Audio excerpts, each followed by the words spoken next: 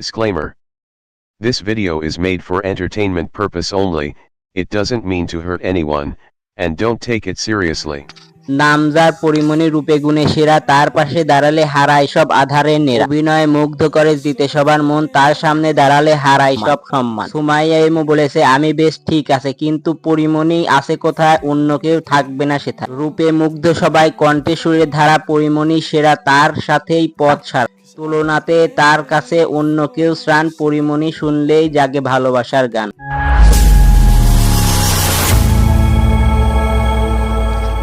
Hello guys, কি অবস্থা সবার, কেমন আছে সবাই? আশা করি সবাই ভালো আছো। বরাবরের মতো আরেকটা নতুন ভিডিও নিয়ে তোমাদের মাঝে চলে এলাম। তো আজকে কথা বলবো শাকিব খানের পাগল দিওয়ানা সুমাইয়া ইমুকে নিয়ে, যে কিনা শাকিব খানের সাথে মুভি করার জন্য রীতিমতো পাগল। তার মনে শুধু একটাই স্বপ্ন, শাকিব খানের সাথে সে একবার হলেও মুভি করবে। মুভি করার স্বপ্ন আছে ভালো কথা, তাই বলে নিজেকে পরিমণির সাথে তুলনা করবে। এ কি বলেছে চলুন শুনে আসি। যদি পরিমণি কেন, অন্য কোনো নায়িকাও আসে আমার সামনে পাত্তা পাবে না, কারণ পরিমণি তো আর ওইরকম কাঁপানের কোনো ইয়ে নেই, কারণ সে একটু হয়ে গেছে, হেলদি হয়ে গেছে।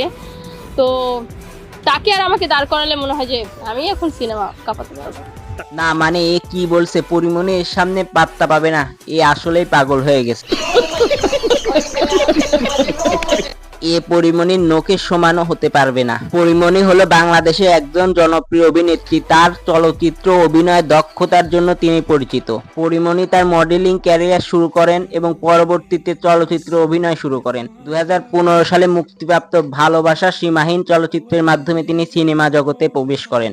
এরপরে তিনি রানা প্লাজা, মহুয়া সুন্দরী এবং অন্তর্জালা সহ বিভিন্ন সফল চলচ্চিত্র অভিনয় করেছেন। তার অভিনীত চলচ্চিত্রগুলোতে তিনি বেশ জনপ্রিয় অর্জন করেছেন। আর এই মেয়ে কত বছর ধরে সিনেমা করছে বলুন তো?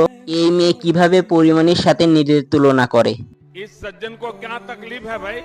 দেখ বোন, শাকিব খানের সাথে সিনেমা করার স্বপ্ন আছে তো ভালো কথা, এতে কোনো কথা নেই, কিন্তু এই স্বপ্ন পূরণের জন্য অন্য কোনো পথ অবলম্বন করার দরকার নেই।